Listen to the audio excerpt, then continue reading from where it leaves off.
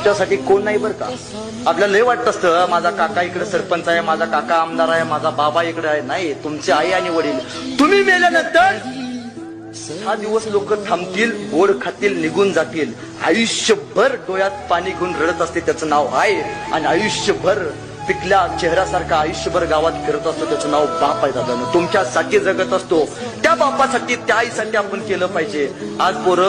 आज दुर्दैव या महाराष्ट्राचं साहेब, सगळ्यात जास्त वृद्धाश्रम भारतातली महाराष्ट्रात बघायला मिळते.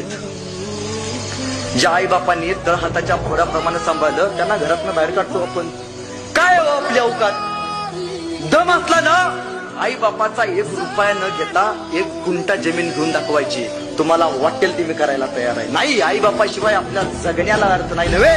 जन्म सगळ्यात जास्त जर आपल्याला कुणी प्रिय केला तर आई वडिलांनी केलाय.